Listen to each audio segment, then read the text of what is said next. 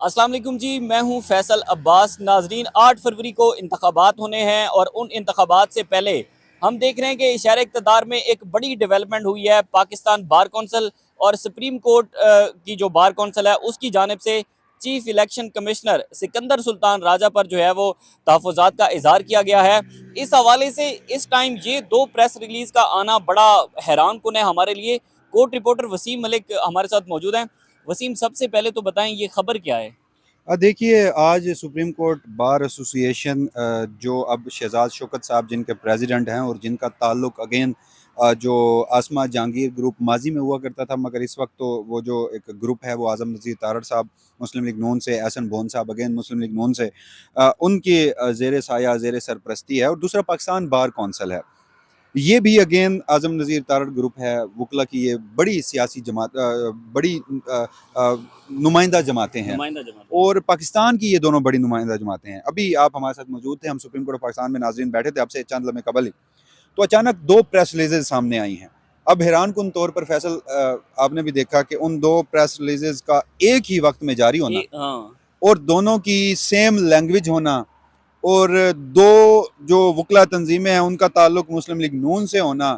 دونوں نے chief election commissioner پر تحفظات کا اظہار کیا۔ دونوں نے کہا کہ 8 فروری کے انتخابات چیف الیکشن کمشنر کے ہوتے ہوئے شفاف نہیں ہو سکتے۔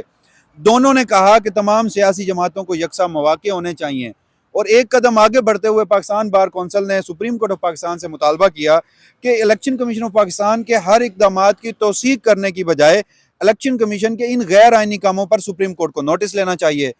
پھر ایک قدم مزید سپریم کورٹ بار ایسوسی ایشن آگے بڑھی اور اس نے کہا کہ چیف الیکشن کمشنر سکندر سلطان راجہ صاحب استعفیٰ دیں، مستعفی ہوں، ان کے ہوتے ہوئے یہ انتخابات نہیں ہو سکتے۔ بھائی غیر آئینی کام کون سے یہ ذرا بتائیں گے؟ دیکھیں، غیر قانونی کام، وہ جو یہ بھی ایک حقیقت ہے فیصل کہ دیکھیے،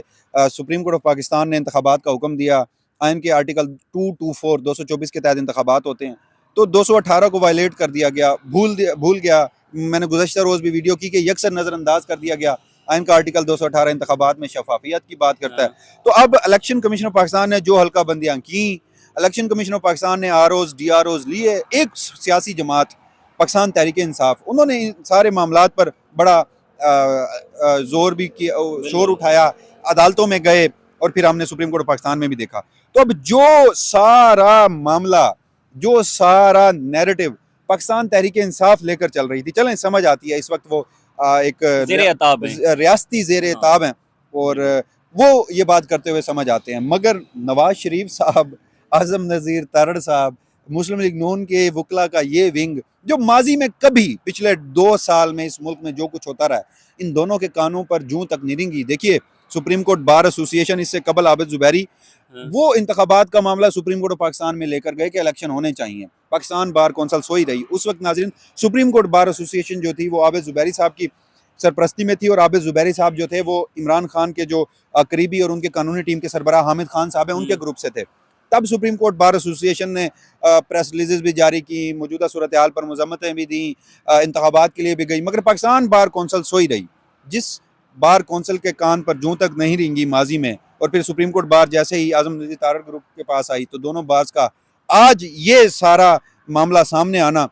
تو پس پردہ کیا چل رہا ہے۔ صدیق جان صاحب نے گزشتہ دنوں ہم اکٹھے تھے تو انہوں نے ایک بات کہی تھی جو مجھے اب لگ رہی ہے کہ کافی حد تک درست ہے۔ وہ یہ تھی کہ وہ کہہ رہے تھے کہ جس دن قاضی فائزیزہ صاحب انتخابات کا فیصلہ لکھوا رہے تھے اور کہہ رہے تھے کہ 8 فروری کو الیکشن ہوں گے، سپریم کورٹ نے اس کے اوپر مہر ثبت کر دی ہے، اور جس طرح تحریک انصاف کو انہوں نے تنقید کا نشانہ بنایا، اور وہ لگ رہے تھے کہ وہ ڈٹرمنڈ ہیں، وہ کسی بھی حد تک جائیں گے، 8 فروری کی تاریخ پر مزید لگیں گے۔ تو میرا بھی یہی ایک تھا کہ اگر قاضی فائزیزہ صاحب نے ماضی میں 2 نومبر کو 8 فروری کی تاریخ کے اوپر پتھر کو لکیر قرار دیا تھا، تو پھر اب تو وہ پتھر پر لکیر ثابت ہو گئی ہے، سپریم کورٹ نے اس پہ سٹینڈ لیا ہے۔ صدیق جان صاحب نے کہا کہ انہیں الیکشن ہوتے ہوئے دکھائی نہیں دے رہے۔ تو اب یہ جو آج دونوں پریس ریلیزز جاری ہوئی ہیں، تو صدیق جان صاحب کی بات مجھے کافی حد تک درست لگتی ہے، کیونکہ اچھا، مجھے ایک بات، میں نے جب پریس ریلیز پڑھی ہے اس میں نون لیگ نے بھی یہ مطالبہ کیا ہے کہ لیول پلینگ فیلڈ ہمیں بھی نہیں مل رہی، تو اس میں کتنی حقیقت ہے، اور نون لیگ آگے کون سی لیول پلینگ فیلڈ چاہتی ہے، اس سے بڑھ کے اور کیا چاہتی ہے؟ نون لیگ کو لیول پلینگ فیلڈ نہیں مل رہی، یہ ہم ٹاک شوز میں، پریس کانفرنسز میں صرف ایک شخص کے منہ سے سنتے ہیں، وہ ہیں جاوید لطیف صاحب۔ آپ نے بھی اکثر سنا ہوگا، پریس کانفرنسز کرتے ہیں اور وہ کہتے ہیں کہ انہیں بھی لیول پلینگ فیلڈ نہیں مل رہی۔ اب جاوید لطیف صاحب کا جو حلقہ ہے، آبائی ان کا جو شہر ہے وہاں پر جا کر دیکھیں پاکستان تحریک انصاف وہاں کس صورتحال پر کھڑی ہے اور مسلم لیگ نون کس صورتحال پہ کھڑی ہے. جب تک جاوید لطیف صاحب کے حلقے میں پاکستان تحریک انصاف کے رہنما کو تو چھوڑیں, ووٹر اور سپورٹر کا بھی صفایا نہیں ہو جاتا, جو 9 مئی میں ملوث کر کے یا جس طرح ایک ریاستی زیر اعتاب ان کے اوپر ایک صورتحال ہے, تو جاوید لطیف صاحب کو آپ صرف ان کا حلقہ کلیئر قرار دے دیں, وہ وننگ سچویشن میں آ جائیں, تو مسلم لیگ نون کی طرف سے کوئی شخص ایسا کہنے والا نہیں ہوگا کہ انہیں لیول پلینگ فیلڈ نہیں مل رہی. دیکھیے اس وقت مختلف ہائی کورٹس میں, اس وقت سپریم کورٹ آف پاکستان میں آج بھی ایک مقدمہ تھا, تو اس مقدمے میں صرف ایک بات تھی کہ انتخابی حلقہ بندیاں جو ہیں وہ الیکشن کمیشن نے درست نہیں کی. اور دیکھیے درخواست گزاروں کا میں یہ بنیادی طور پر سمجھتا ہوں کہ یہ مطالبہ کسی حد تک جائز بھی ہے. الیکشن کمیشن آف پاکستان کے آسرے پر آپ سب چیزیں چھوڑ دیں اور گزشتہ 2 سال کا اسی چیف الیکشن کمیشنر کا جو رد عمل ہے, جو مختلف صورتحالوں پہ انہوں نے جو ایک سٹینڈ لیا ہے اس سے دیکھیں تو پھر کوئی ریمیڈی ہی نہیں بچتی. یعنی اگر سپریم کورٹ بھی قرار دے دے, ہائی کورٹ بھی قرار دے دے کہ جی انتخابات ہوں گے, اگر ہم حلقہ بندیوں کو چھیڑنے لگ جائیں تو انتخابات ممکن نہیں ہو سکتے. اور دوسری طرف یہ بھی کہا گیا کہ جب انتخابی شیڈول اناؤنس ہو جاتا ہے تو پھر جو حلقہ بندیوں کے اوپر اعتراضات ہیں وہ نہیں کوئی عدالت سن سکتی. سپریم کورٹ نے تو یہ قرار دے دیا کیونکہ سپریم کورٹ ڈٹرمنڈ ہے کہ 8 فروری کو انتخابات ہوں گے. لیکن اب ایک سیاسی جماعت کی 2 وکلا تنظیمیں جنہیں لیول پلینگ فیلڈ بھی مل رہی ہے, جنہیں ان کی مرضی کے مطابق حلقہ بندیاں بھی کی گئی ہیں, وہ یہ جب اعتراض اٹھاتے ہیں تو پھر ان کی میل آف آئی ڈی انٹینشن ظاہر ہوتی ہے. پھر وہ یہاں پر بددیانتی کر رہے ہیں, پھر وہ یہاں پر ایک ایسے پروپیگنڈے کا حصہ بن رہے ہیں, پھر وہ یہاں پر ایک اور نئی صورتحال سے ملک کو دوچار کرنا چاہتے ہیں. وہ 8 فروری کو انتخابات کی تاریخ نہیں چاہتے. اچھا, ایک بات جو میں نے نوٹ کی ہے کہ سپریم کورٹ آف پاکستان کی جانب سے جب فیصلہ کیا گیا, اب یہ ریسنٹلی جو لاہور ہائی کورٹ کے رد عمل پر یہ فیصلہ کیا گیا, تو R Os D R Os کا معاملہ اور عدلیہ سے لوگوں کا لینا, بیوروکریسی سے لینا, یہ ایک بڑا معاملہ ہے.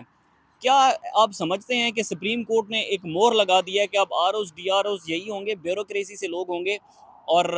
اسی پر شفافیت پر, اسی پر جو ہے وہ بہت سارے سوال اٹھتے ہیں کہ یہی بیوروکریسی کے لوگ جو پی ٹی آئی کے لوگوں کو پکڑ رہے ہیں, پکڑ دھکڑ شروع ہے, تو یہ پھر کیسے صاف شفاف انتخابات کروائیں گے؟ سپریم کورٹ کو اس بات پر بھی تو شاید سوچنا چاہیے تھا. دیکھیے اس وقت اس ملک کا بچہ جانتا ہے, سپریم کورٹ کے 16 ججز جانتے ہیں, آپ جانتے ہیں, میں جانتا ہوں, نواز شریف صاحب بھی جانتے ہیں, آصف علی زرداری صاحب بھی جانتے ہیں, مولانا فضل الرحمان صاحب بھی جانتے ہیں, میڈیا میں بیٹھے جو ملازم صحافی ہیں وہ بھی جانتے ہیں. ایک سیاسی جماعت ہے جو زیر اعتاب ہے پاکستان تحریک انصاف, انہیں لیول پلینگ فیلڈ نہیں مل رہی, باقیوں کے لیے گراؤنڈ سیٹ ہیں. اور اس سے بڑا واضح ثبوت کیا ہو سکتا ہے کہ اس وقت مرکز اور چاروں نگران جو صوبائی حکومتیں ہیں ان میں ہر سیاسی جماعت نے حصہ تقسیم کیا ہوا ہے. یہ بھی پاکستان کی تاریخ میں, بلکہ ملک کی تاریخ میں, بلکہ دنیا کی تاریخ میں پہلی بار ہوا ہوگا کہ ایک ایسا کیئر ٹیکر سیٹ اپ جس کا واحد مقصد انتخابات کروانا ہے. تو شروع میں آپ نے دیکھا نہیں پاکستان پیپلز پارٹی اور JUIF KPK میں نگران حکومت کے اوپر کس طرح لڑ رہے تھے کہ ہمارے اتنے وزیر ہیں, آپ کے اتنے وزیر ہیں. تو ان کے وزیر بیٹھے ہیں, نگران وزیر داخلہ ایک دن قبل مستعفی ہوتے ہیں, پیپلز پارٹی میں شامل ہو جاتے ہیں. تو اس سے بڑا ثبوت مزید کیا چاہیے کہ سوائے پاکستان تحریک انصاف کے تمام جماعتوں کو لیول پلینگ فیلڈ مل رہی ہے. تو اگر یہ سب جو آپ ROs, D R Os, bureaucracy, judiciary لیے جانے چاہیے, نہیں لیے جانے چاہیے, حلقہ بندیاں MPO کے تحت اٹھانا, یہ جتنی بھی صورتحال ہے پاکستان تحریک انصاف اس پہ بات کرے تو سمجھ آتی ہے. مگر اگر مسلم لیگ نون کی 2 جو وکلا تنظیمیں ہیں وہ یہ بات کریں تو مجھ جیسے کم عقل شخص کو تو ہضم نہیں ہوتی, اور مجھے اس چیز کے پیچھے ایک ہی میل آف آئی ڈی انٹینشن نظر آتی ہے, وہ انٹینشن ہے انتخابات کو کسی صورت ڈیریل کرنا. برحال آخر میں یہ ضرور کہنا چاہوں گا کہ اب سے پہلے قاضی فائز عیسیٰ صاحب نے 2 نومبر کو انتخابات کی تاریخ کا حکم دیا, 15 دسمبر کو اگین انہوں نے انتخابات کی تاریخ پر مہر ثبت کی. لیکن آج میں یہ کہنے پر مجبور ہو چکا ہوں کہ چیف جسٹس قاضی فائز عیسیٰ کا امتحان آج سے شروع ہوا ہے ان 2 پریس ریلیزز کے بعد, کیونکہ یہ 2 پریس ریلیزز نواز شریف صاحب کے گھر سے آئی ہیں, یعنی ان کی وکلا تنظیموں کی جانب سے جاری کی گئی ہیں. تو اس پر سپریم کورٹ آف پاکستان کا کیا ری ایکشن ہوتا ہے یہ میرے لیے دلچسپ ہوگا. جب ایسی کوئی صورتحال آئے گی تو پھر اس پہ دیکھیں گے. بہت شکریہ وسیم ملک صاحب ہمارے ساتھ موجود تھے. اب دیکھنا ہوگا کہ یہ جو 2 پریس ریلیز آئی ہیں, ان پریس ریلیز کا کیا اثر ہوتا ہے اور ان کے پیچھے اصل میں مقصد کیا ہے, 8 فروری کے انتخابات کو ڈیلے کروانا, یا پھر جو چیف الیکشن کمشنر ہیں وہ اپنی آئینی اور قانونی ذمہ داریاں پوریاں نہیں کر رہے. لیکن دیکھنا ہوگا, جو بھی ڈیٹیل ہوگی آپ کے ساتھ شیئر کرتے رہیں گے. مجھے اجازت دیجیے, اللہ حافظ.